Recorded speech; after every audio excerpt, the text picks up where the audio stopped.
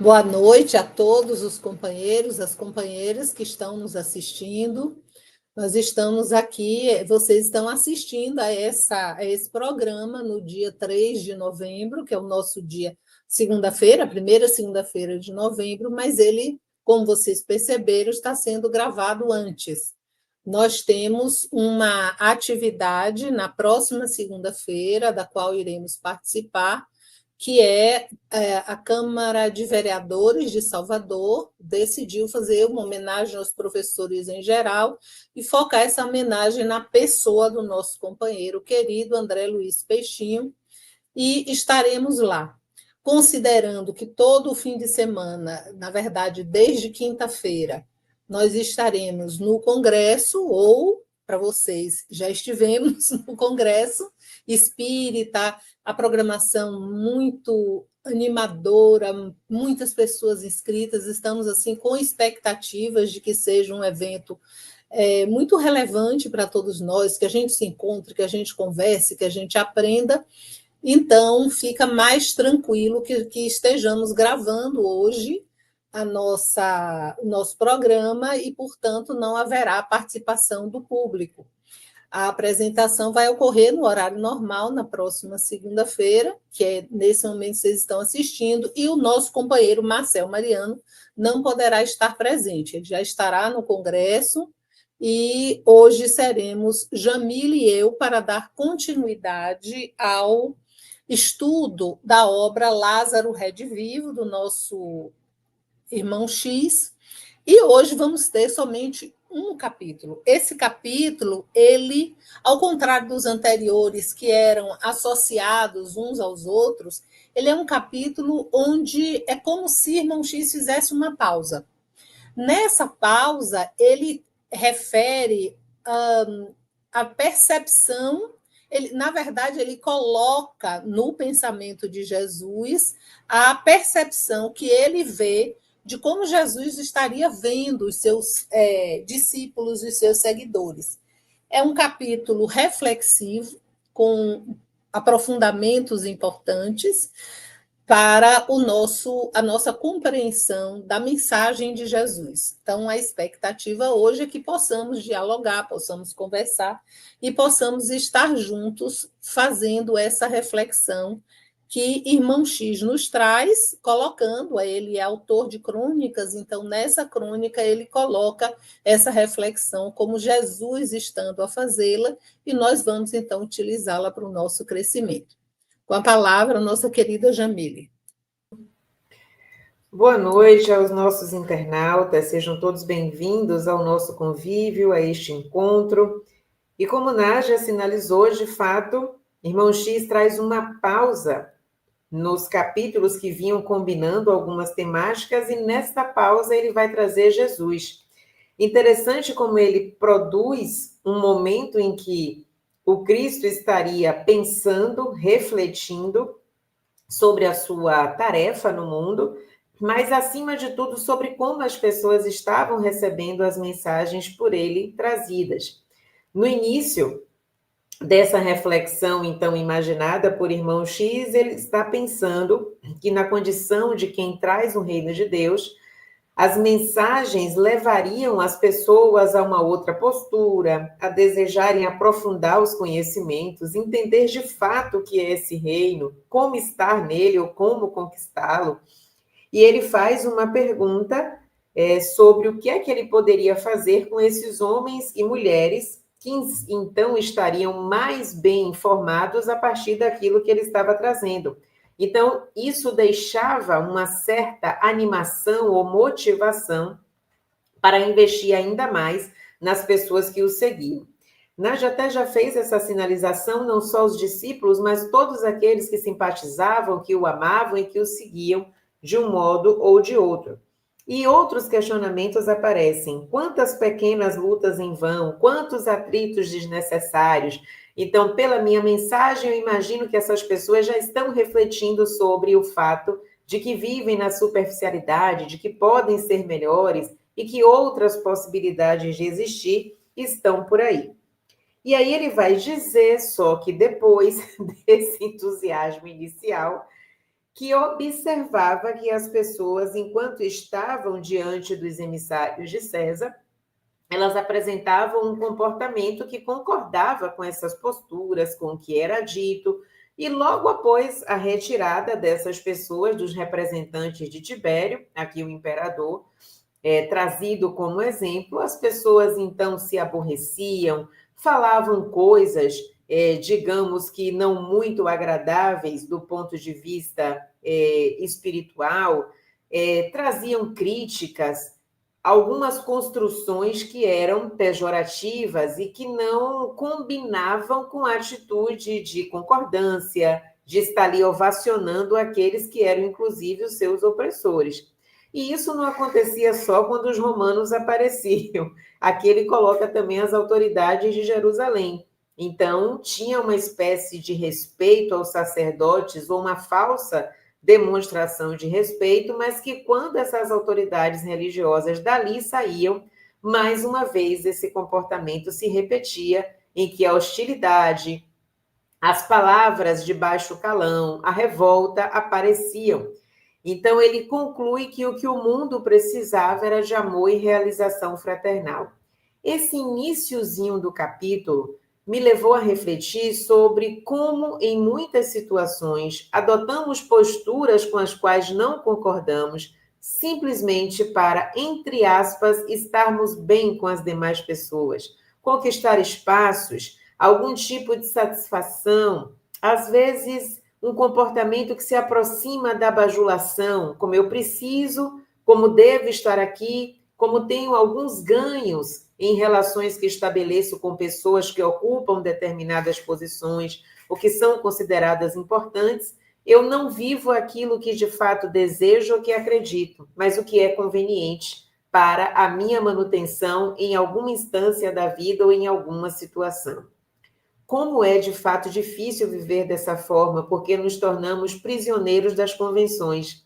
Nós não podemos usufruir da liberdade de ser quem somos, de nos comportar como gostaríamos e de nos relacionar com as pessoas da forma devida, porque estamos sempre fingindo cordialidade, apresentando comportamentos que, no fundo, não são aqueles que gostaríamos de ter, não são as pessoas com as quais gostaríamos de viver. E mais ainda, internamente, nós somos aqueles que vivem em uma situação em que eu desejo aquilo e não vivo aquela situação. Eu não serei coerente com o que gosto, com o que desejo e com aquilo que eu ansiei para a minha existência.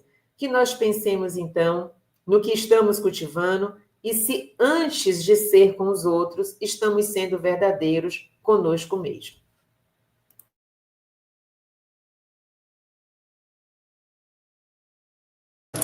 Ok, Jamile.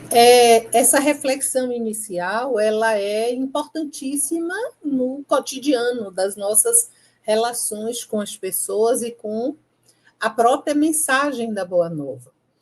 Eu achei muito interessante que é como se fosse um contraponto, a maneira como Irmão X arrumou o capítulo. O título é Retirou-se ele só. Então, tem uma parte do capítulo onde Jesus está só. Na verdade, o tempo todo, Jesus está refletindo consigo mesmo e observando ao redor. Mas ele está cercado pela multidão, ele está com os apóstolos, ele está com os discípulos, e depois ele se retira e fica consigo mesmo.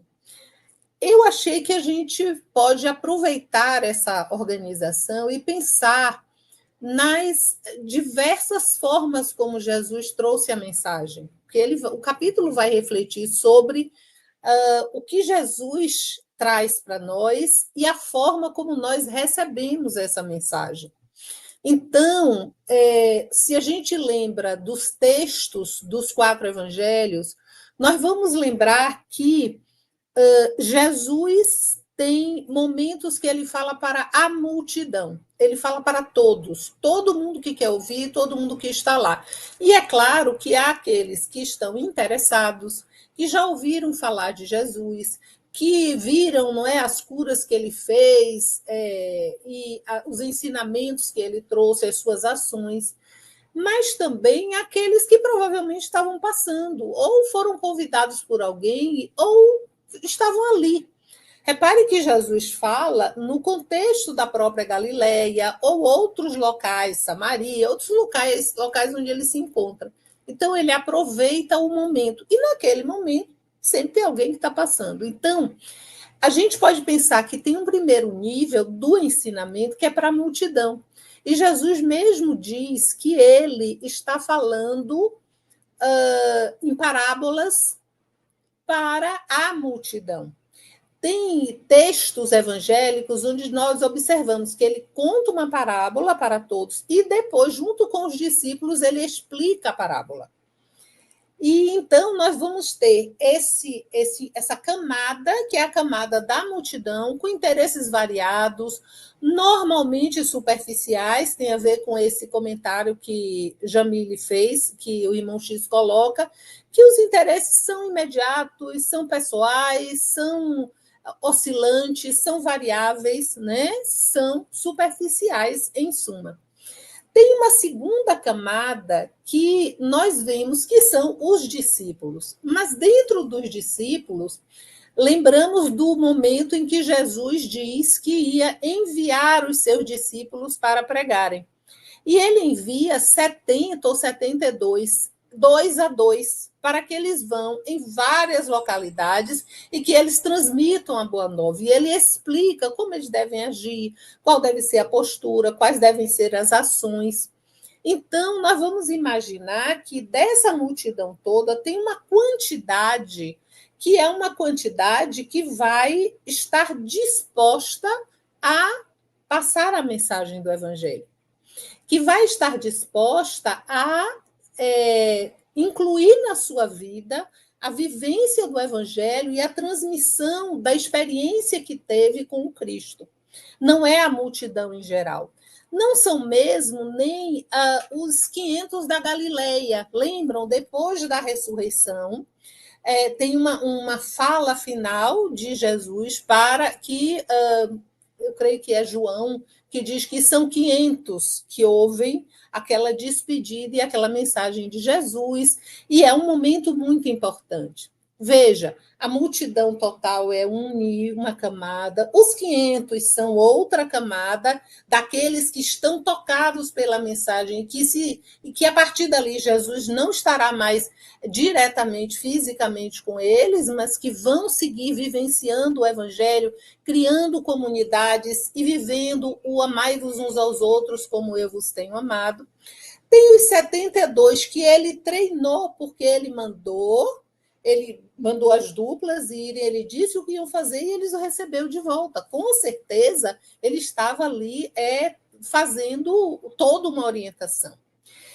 Além desses, nós temos os famosos 12 apóstolos, dos quais um deles não consegue levar avante a mensagem em si, mas sabemos que os apóstolos eles já estão num nível de aprofundamento da vivência do Evangelho.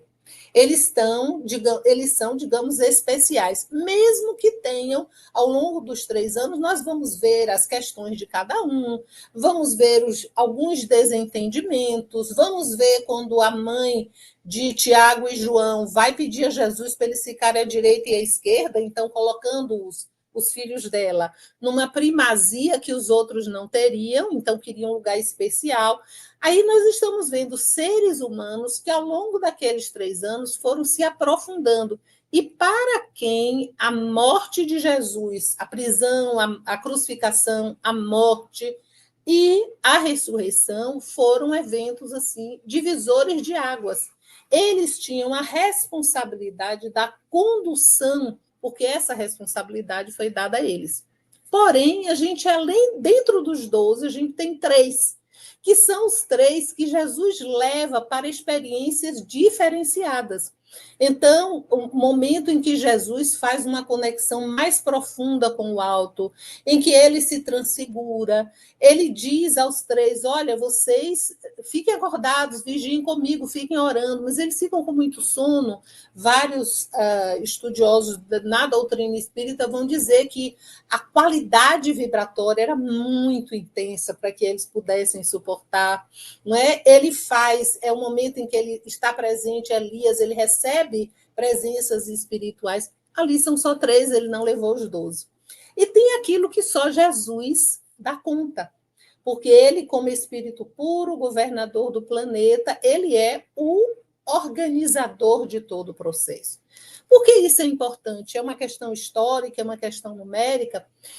A reflexão que eu queria deixar em relação a isso é sobre em qual desses segmentos nós estamos, porque chegaremos à condição de espíritos puros algum dia. Chegaremos a ser aqueles 3 que efetivamente têm uma compreensão mais profunda da mensagem. Chegaremos a ser os 12 que terão a responsabilidade. Chegaremos a ser os 72 que estão se dedicando à vivência e à divulgação da mensagem do Cristo. Chegaremos a ser os 500 tocados profundamente pelas vivências. E talvez ainda estejamos no primeiro degrau, que é o de sermos a multidão que ouve. Jesus ama a todos. Todo o texto vai falar do amor dele e de que, enfim, ele compreende que tudo de que a humanidade precisa é amor. Nós vamos receber o amor do Cristo e vamos nos colocar na posição que é a nossa posição atual, sem julgamento, sem crítica, e trabalhar o melhor possível nesse ponto em que nós estamos para avançar para o ponto seguinte. E nesse avanço aqui proposto, observei que no capítulo tem uma descrição, que é uma leitura que Jesus faz a partir do que irmão X nos apresenta sobre o que é a beleza da vida e aquilo que poderia ser cultivado como algo positivo, algo que nos eleve, que nos deixe numa condição satisfatória para as experiências da vida. Ele vai falar das águas, ele vai falar da alegria do pescador simples em estar ali fazendo o seu trabalho, sendo útil, buscando o sustento de sua família, em um contato com a natureza.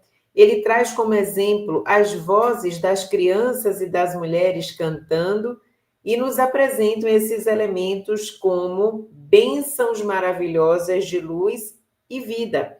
E aqui ele se coloca numa posição de quem agradece ao Pai Celestial por essas benesses e por ter na vida, embora manifestações muito simples, mas que falam de uma felicidade genuína, de uma verdade que pode ser vivida. É interessante como a gente pode constatar em pessoas que já estão em estado terminal, com o corpo físico adoecido, já vimos documentários, pesquisas, e que quando a elas é feita a pergunta do que elas gostariam de fazer, as respostas traduzem desejos que podemos considerar como mais simples, que é colocar o pé na areia, voltar a ver o sol, abraçar alguém que se ama. Então, daí a gente vê que a felicidade encontra-se na simplicidade e não naquilo que a gente tenta possuir, que a gente consome e que a gente até se desgasta com uma certa frequência para obter, se cansando logo depois da conquista, porque a gente vai então em busca de outras coisas que tragam para nós prazer. Mas ele faz uma pergunta que é por que tamanha cegueira espiritual nos seres humanos? E vai nos ensinando na resposta a essa pergunta um exercício permanente de compreensão fraternal. Imaginamos, por exemplo, que o que vamos adjetivar um César, por exemplo, com as características que vimos dos romanos, é como um bárbaro, um carrasco, alguém perverso. E a misericórdia, que já é algo íncito na natureza do Mestre Jesus, vai fazer com que reflitamos e vejamos esses atores como outras possibilidades. Quem era César, senão um trabalhador da providência, sujeito às vicissitudes terrestres como outro homem qualquer? Então, não é mais o carrasco, é um espírito que se manifesta dentro das condições que lhe são habituais, como pode, mas também não deixa de ser um trabalhador que está ali diante de situações que são desafiadoras, podendo sucumbir a todas elas ou a boa parte. Depois, ele vai trazer considerações que as pessoas que estão numa condição de poder estão algemadas a compromissos de grande responsabilidade. Nádia já trouxe essa reflexão em outros encontros sobre o que é ser presidente de um país. A responsabilidade de ter tantas vidas, tantos destinos, questões de saúde, de educação, a responsabilidade é grande, ao menos para aqueles que se comprometem e se preocupam. Então, ele fala aqui que, algemados a obrigações sociais e políticas, atento ao superficialismo das coisas, não era razoável que errasse, merecendo por isso mesmo mais compaixão? Então, diante de pessoas, espíritos que reencarnando assumem grandes responsabilidades, a medida da nossa compaixão precisa ser compatível com a dimensão daquilo que temos sob os nossos cuidados. Enquanto que cobramos de forma contrária, para estar nesse lugar deveria ser assim, assim, assado. De fato, precisaria ter atributos para assumir grandes responsabilidades, mas a misericórdia, ela deve ser proporcional à responsabilidade que se assume. Ainda temos uma característica depreciativa, crítica, e não é a crítica que a gente intitula como construtiva, é aquela que vai comprometendo ainda mais o papel do outro. Não somos o ainda, pelo menos quando eu falo não somos, eu estou pensando a humanidade, e não dizer que todas as pessoas agem desse modo, até porque os níveis evolutivos variam, mas ainda temos um movimento forte e efetivo da crítica, do desdém, e mais ainda de não fazer algo que possa melhorar esse panorama, uma oração, uma vibração, ou simplesmente fazer aquilo que nos cabe para a melhoria do mundo em que nos encontramos. Depois ele sai dos chefes romanos e vai falar dos chefes do Sinédrio. Será que eles não estariam sufocados pelas orgulhosas tradições da raça? E quem assim caminha não vai poder exercer ou vivenciar sensatez, porque estarão ali iludidas pelo autoritarismo que o mundo então lhes confere. A ideia de assumir a condição de um sacerdote, de uma liderança do ponto de vista religioso, já faz com que eu tenha uma ideia de que sou muito evoluído, que estou acima das demais pessoas. Mas Jesus aqui apresenta essas pessoas como aquelas que têm necessidade da nossa clemência, porque estão iludidas pelo autoritarismo que o mundo lhes confere. E aí a reflexão que é muito bonita, que Irmão X nos traz, é que Jesus então pensa como seria infeliz o dominador romano a julgar-se efetivamente rei para sempre, esquecido ele de que ele sai do corpo físico pela morte. Então, esse tempo em que se julga como um rei acima de tudo e que essa majestade vai ser perpetuada, a morte vai contar outra história, que aquilo era temporário, era passageiro, era um nome ou um título que o mundo conferiu, mas a realeza real, para sermos assim um tanto quanto redundantes, ela encontra-se no espírito, encontra-se na essência. Se nós observarmos o próprio Jesus, com as condições que tinha, com a vida, com a classe, com a profissão, ele não teria as características do que a gente entende de um rei nas concepções terrenas, mas, de fato, ele é o rei quando nós pensamos em qualidades morais, como filho de Deus e tantas outras coisas. Mais uma reflexão trazida, que aqueles que mais se iludem, e quanto mais se iludem, serão merecedores de maior dose de nossa compaixão, e não das nossas críticas e de processos até que castigam o outro pelos equívocos que cometem diante das provas que escolheram. É verdade. E essa forma de Irmão X tratar a temática, ela vai dar o tom do capítulo. Tem uma frase que ele diz que é assim: todo o problema do mundo era a necessidade de amor e realização fraternal. A essência, por isso a essência da mensagem da Boa Nova é amai-vos uns aos outros como eu vos tenho amado. E mais, ele vai dizer, conhecereis os meus discípulos por muito se amarem.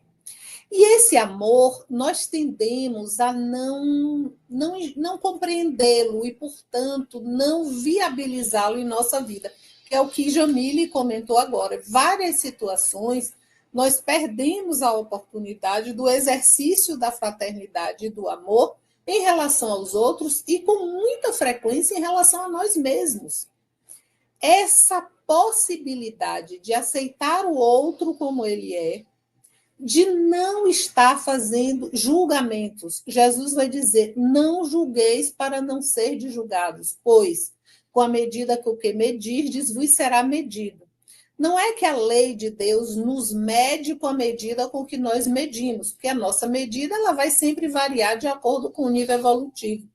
Mas ao estabelecermos um julgamento em relação aos outros, nós estaremos construindo uma comunidade, construindo uma humanidade, construindo uma vivência planetária baseada em julgamento. E todas as palavras, elas demandam reflexão. Esse é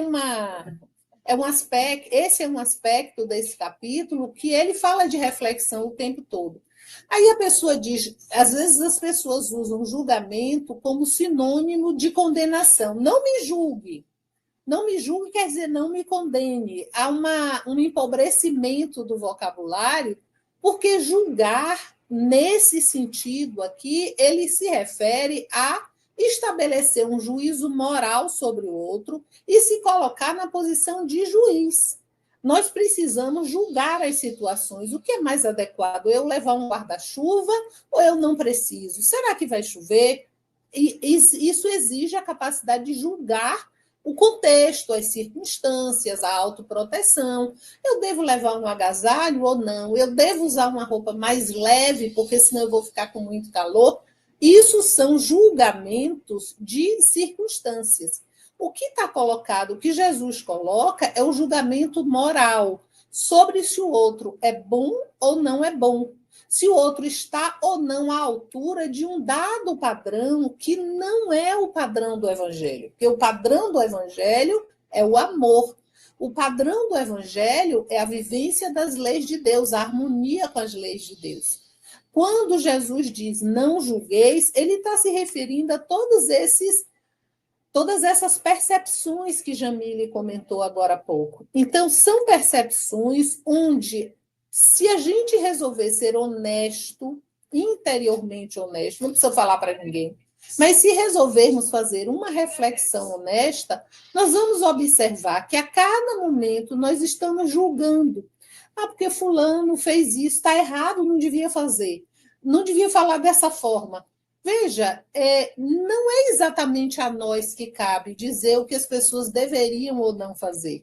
Mas ele dá exemplos ótimos. A gente está na frente da pessoa, tem vergonha de falar, ou não quer se comprometer, ou não quer. Mas aí, quando se sente falando livremente, muitas vezes entra no julgamento.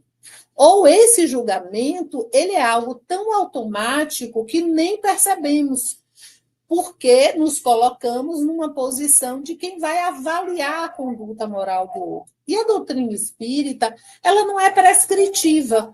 A gente não tem na doutrina espírita o que é que o espírita deve comer, o que é que ele não deve comer, a roupa que deve vestir. Não tem isso, porque a moral da doutrina espírita é a moral que os espíritos superiores nos ensinam, é a moral das leis morais. São leis divinas. A fraternidade, o amor, é uma lei divina. Não é um sentimento, não é uma escolha, não é uma circunstância, é uma lei. A criação toda está agregada em torno da lei de amor. Nós é que a compreendemos pouco, porque quando a gente lembra lá da escala espírita, os espíritos imperfeitos não compreendem a lei de Deus. Pensando que, como a gente sabe, que a maior parte da população no planeta Terra, nesse momento, é de espíritos de terceira ordem, espíritos imperfeitos, Vamos dizer que a gente não entende a lei de Deus. A gente entende regras externas impostas. E que então vão dizer se a pessoa é boa ou má, mas não é sobre isso. E aí a gente tem o texto do Evangelho segundo o Espiritismo, que vai falar do ponto de vista. O ponto de vista pelo qual nós vivemos, nós nos olhamos, nós olhamos os demais e olhamos a vida, pode ser o ponto de vista material, então estamos identificados com a matéria, com as necessidades materiais, com os desejos materiais, com as preocupações materiais. E aí a gente não está falando de maldade. Se a gente lembra lá da escala espírita, a terceira ordem, ela tem várias classes. A 10ª classe, se não me engano, que é a a menos evoluída, né? É aquela dos espíritos impuros, são espíritos que gostam de fazer o mal, mas não é ela toda, essa é só a 10ª. Quando a gente tem a classe mais avançada da terceira ordem, são espíritos neutros. Eles não fazem mal nem bem, eles não se preocupam. Veja, toda a terceira ordem não compreende a lei de Deus, mas não quer dizer que esteja fazendo mal. É isso que nós precisamos na nossa reflexão, para que a gente aproveite os tesouros da doutrina espírita e possa compreender a mensagem de Jesus. A gente precisa ter a serenidade de abandonar a ideia de condenação. Esse é mau, vai para o inferno. Esse não presta, é um demônio. Isso não existe na doutrina espírita. Somos todos caminhantes, como aqueles níveis, aquelas etapas que eu falei há pouco. Podemos estar no meio da multidão, a gente nem sabe quem é Jesus, a gente nem sabe para que é o Evangelho. Estamos a caminho de nos tornarmos espíritos puros. Então, o não julgamento, ele é mais profundo, ele é mais complexo. Quando Jesus fala amai-vos uns aos outros, ele não está dizendo para a gente gostar das pessoas, para a gente achar ótimas as coisas que as pessoas dizem, para a gente querer que a pessoa viva na nossa casa e fique lá o dia todo, porque nós ainda somos espíritos imperfeitos, nós e eles. O que ele está dizendo? Amar é uma lei, é uma escolha, é uma postura, é uma atitude, é um exercício de se harmonizar com a lei de Deus. Então, se a gente vive do ponto de vista espiritual, lembrando que somos espíritos imortais e fazendo todo o esforço para que isso seja o eixo central da nossa vida, nós vamos deixar de lado todas essas banalidades, todas essas dificuldades e todos esses sofrimentos, e vamos estar numa condição de compreender a lei de Deus, de vivê-la, e o Livro dos Espíritos nos diz, a lei de Deus é a única para a felicidade humana. Portanto, quem consegue compreender a lei de Deus e consegue vivenciá-la, consegue ser feliz, que é o sonho de todos nós. E um sonho muito bom de ser acalentado. E quando nós fazemos essas leituras ou paramos para refletir, não nos parece algo do campo do impossível, mas talvez algo para que nós não atribuímos a atenção ou cuidado devido. Vivemos despreocupados, nos acostumamos do modo que aprendemos a viver ou que cultivamos por imitação, e não tem uma dedicação a essa mudança, porque a gente pensa que dá trabalho, eu vou precisar me sacrificar. Imagine ter que renunciar a momentos em que eu entendo que é o meu prazer, enquanto aqui estou, por coisas que eu não sei se virão do ponto de vista espiritual, se existem realmente. Então é melhor aproveitar a vida, porque ela pode acabar. A questão é que é uma vida em abundância. Então, a gente sai do corpo e encontra muita e muita vida, só que às vezes com insatisfação, porque não fizemos valer a oportunidade que temos. Uma oportunidade que passa muito rápido, quando a gente bem vê, um dia estávamos na fase infantil, daqui a pouco já somos adultos, estamos como idosos e vamos vendo o tempo passar. O problema não é o tempo passar, é como o tempo passa a partir das nossas escolhas. Eu achei interessante que, enquanto aqui o capítulo vai trazendo essas reflexões que Jesus pode ter feito sobre como as pessoas, então, que eram ali por ele, guiadas, ensinadas, enfim, ele olha para essas pessoas, fica observando e entende que aquele é o momento que foi destinado para que elas fizessem perguntas, trouxessem colocações para que ele então dialogasse.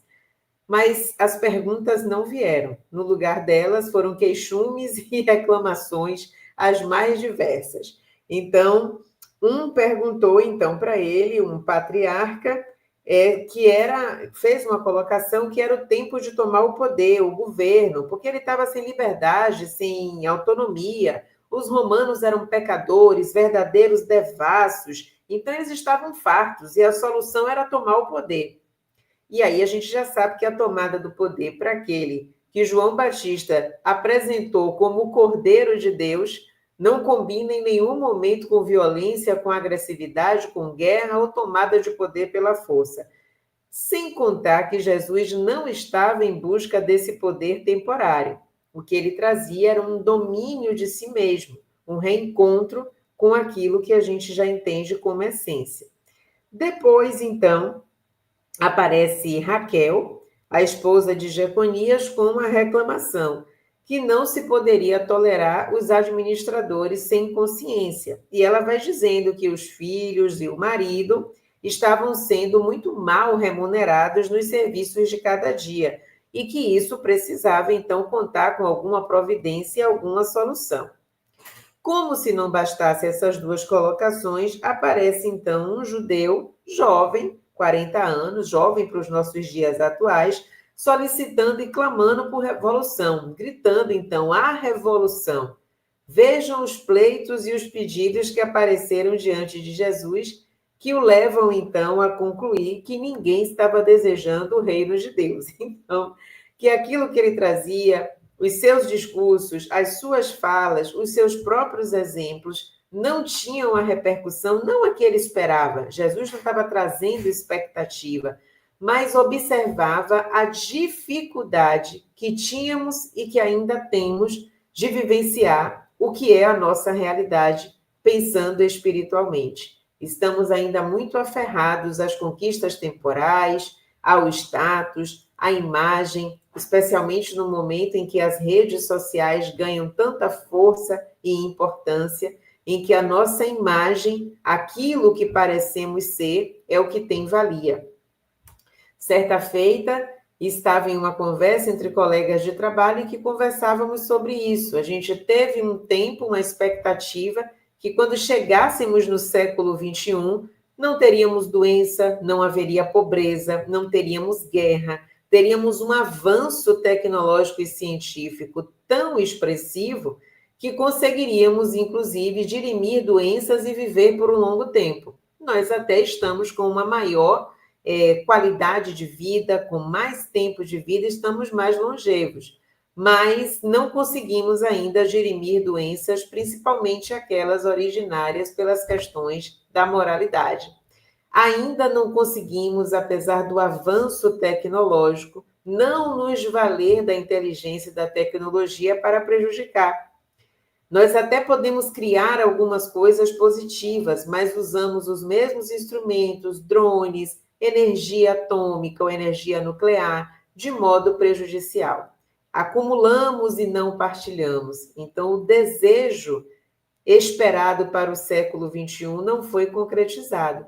E não são os séculos que vão garantir, mas o investimento que nós fazemos do ponto de vista emocional, sentimental, que é que estamos nutrindo. E nessa conversa que compartilho aqui com vocês, que tive com os colegas, além dessa crença do século XXI, nós ficamos um bom tempo dizendo que tudo que nós gostaríamos era de ter a posse, um bom celular, um bom carro, uma boa casa, mas depois ficaríamos cansados de tanto ter e nós iríamos querer ser. Só que a gente saiu do ter e agora estamos clamando por parecer ser alguma coisa. Ainda não conseguimos chegar no grande sonho do ser. Essa nossa caminhada foi traduzida aqui nesse capítulo pelo irmão X como espíritos que ainda se debatem em agonia, em dor e ilusão, porque não compreenderam a real mensagem desse reino dos céus que Jesus veio nos apresentar. Então, ele vai aqui falar também no capítulo que a multidão continuou a recriminar o imperador, atacaram as pessoas mais abastadas que tinham ali na sociedade, feriram reputações. Hoje nós usamos o termo, né, o cancelamento daquelas pessoas que a gente insiste em ficar julgando, e isso fez com que as condições de vida e até a atmosfera que a gente respire se tornasse densa, se tornasse pesada, porque a gente não consegue confiar, não consegue estabelecer relações de amizade saudáveis, não esperando alguma coisa, mas sempre ofertando. Lembrando que quem sempre oferta vai sempre receber aquilo que doa, por uma questão de justiça, por uma questão mesmo de afinidade, de sintonia, quando encontramos os seres que estão na mesma condição ou condição semelhante evolutiva. Essa é uma boa reflexão para que olhemos a nossa vida e saibamos a que reino nós estamos servindo ou que reino estamos construindo. Se é o dos céus, a partir da vivência do Evangelho, dentro do que nos é possível, ou se estamos construindo aquela casa sobre a areia, que qualquer brisa que passe faz com que cheguemos na condição dos desmotivados e dos infelizes diante da própria existência. Realmente, nessa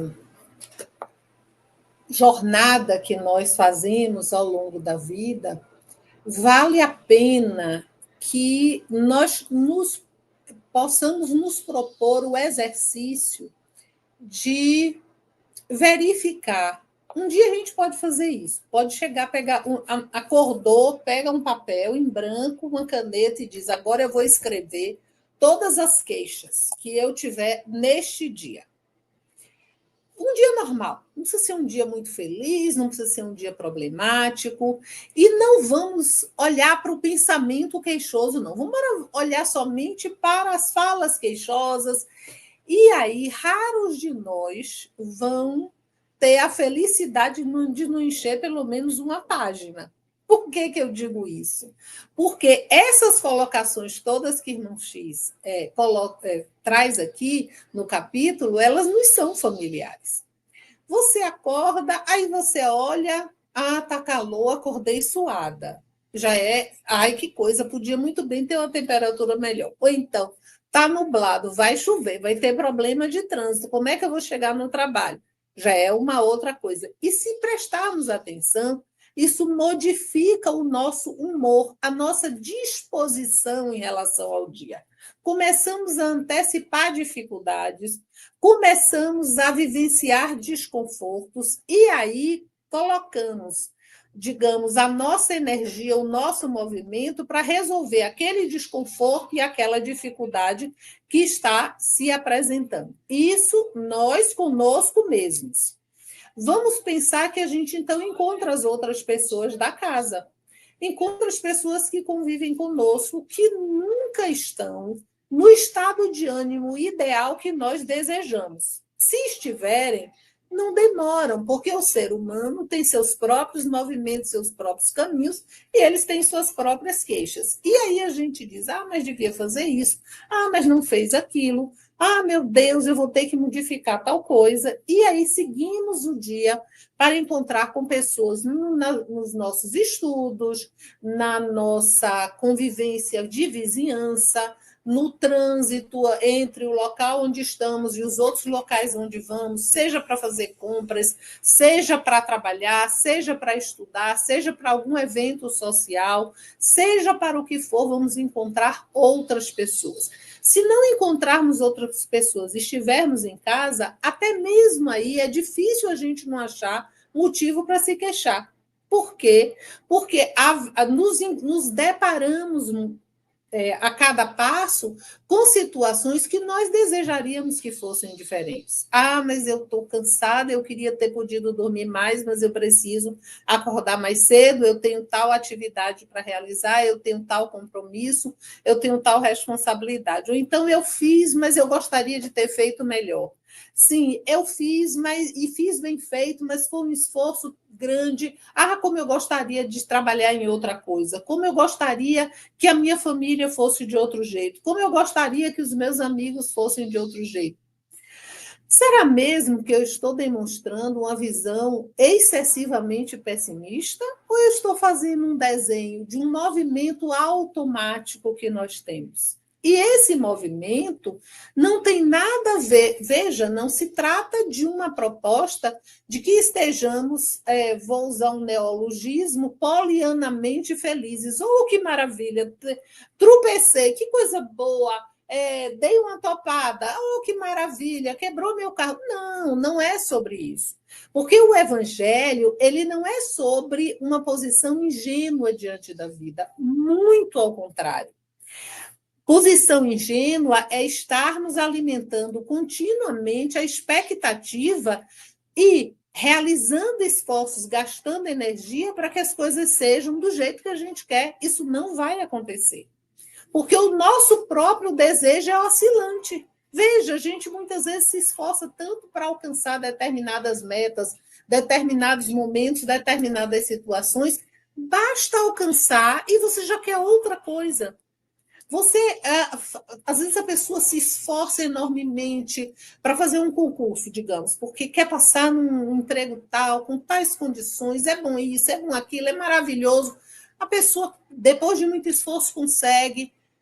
É improbabilíssimo que algum tempo depois a pessoa já não esteja com alguns desconfortos. Oh, mas não é tão bom quanto eu pensava. Oh, mas tem tal e tal problema. É bom para isso, mas é ruim para aquilo. Então, essa ideia de que é possível realizar os desejos imediatos é uma ideia que não se sustenta na realidade. Porque nós vivemos num processo de transição e aperfeiçoamento. O convite cósmico, a presença divina em nós, nos convida ao aperfeiçoamento. Se nós estivermos focados em nos aperfeiçoarmos, aí a gente não tem surpresas difíceis, a gente não tem surpresas desagradáveis. Por quê? Mas eu às vezes tento me aperfeiçoar e não consigo. Mas se é isso que eu estou fazendo, eu vou continuar tentando. Até eu alcançar o patamar A e depois o patamar B, porque o foco não é em ser desse jeito ou daquele, não é em viver dessa ou daquela forma, não é em realizar isso ou aquilo, é em estar sempre me aprimorando e sempre avançando. Então, as queixas que ele coloca aqui, as queixas que nós vivemos na nossa realidade, no nosso cotidiano, elas só dificultam a nossa própria vida. Tem um texto, esse texto do ponto de vista, vai dizer a vida é composta de mil nadas, que são outras tantas picadas de alfinete. É como se você vivesse o tempo todo se incomodando, se incomodando. Por quê? Porque o foco está no imediato, o foco está no que é absolutamente efêmero na nossa vida. Então, se a gente. É claro que os governantes não serão o que a gente deseja, nem aqueles que a gente votou, nem aqueles que a gente idealiza. Os companheiros de ideal não serão o que a gente deseja. Eles serão o que eles conseguem ser num dado momento. Nós não seremos hoje aquilo que desejamos, porque muito do nosso desejo é irreal, tem a ver com anseios múltiplos e não com uma realidade.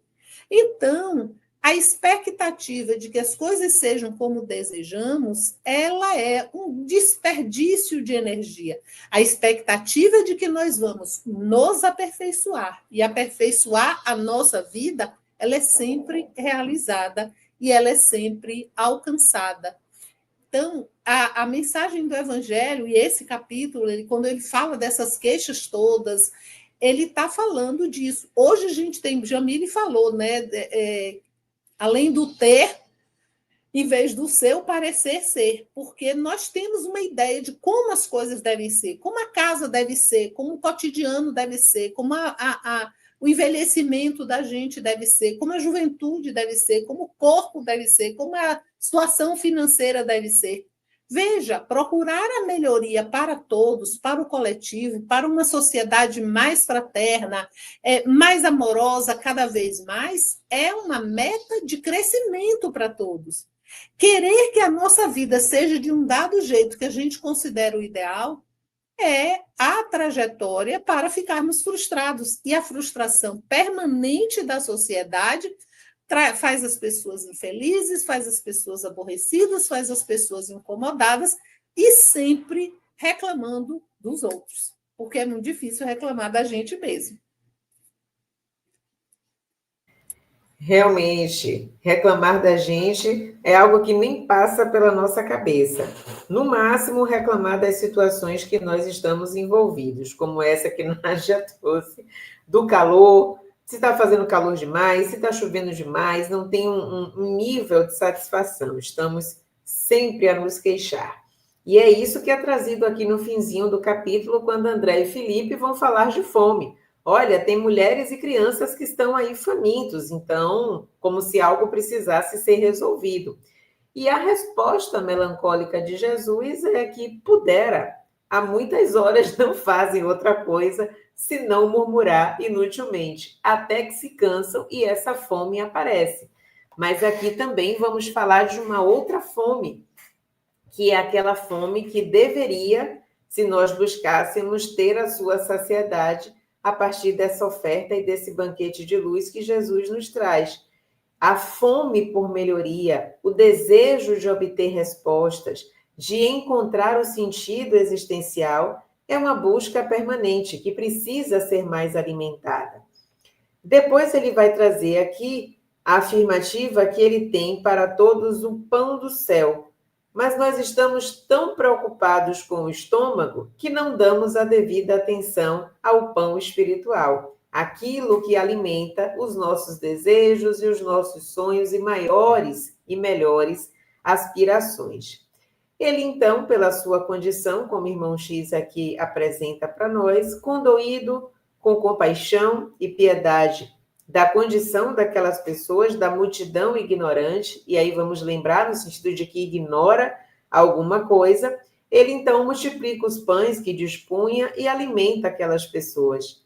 Só que aí eu achei interessante como ele faz alusão que alguém com a mão direita faz aquele gesto, né, de que está ali satisfeito no ventre e diz, agora sim, estamos satisfeitos, o estômago está ali superlotado pela alimentação. Então, ainda é uma vida voltada para as satisfações que, embora sejam necessárias e para a nossa sobrevivência, ainda estão num campo muito material, muito sensorial. E depois, então, o mestre, ao contemplar este quadro, e que vê que ainda vamos precisar de um bom tempo para o despertamento, como o título do capítulo propõe, ele se retira e retorna sozinho nesse momento, após contemplar o quadro que ainda continuamos a apresentar. Que sejamos nós, então, aqueles que vão construir outro cenário, que vão constituir uma vida mais fraterna, mais amorosa, e que Jesus, então, ao nos contemplar, verá, assim como ele já sabe, mas que nós podemos ser aqueles primeiros representantes do reino dos céus que ele veio apresentar. A época não era desse mundo, mas nós podemos conformar o reino que Jesus nos apresentou, sim, neste mundo, se assim o quisermos. Não deixemos mais Jesus retornar a sós, que sigamos com ele no roteiro que ele traçou para a nossa existência pelo Evangelho.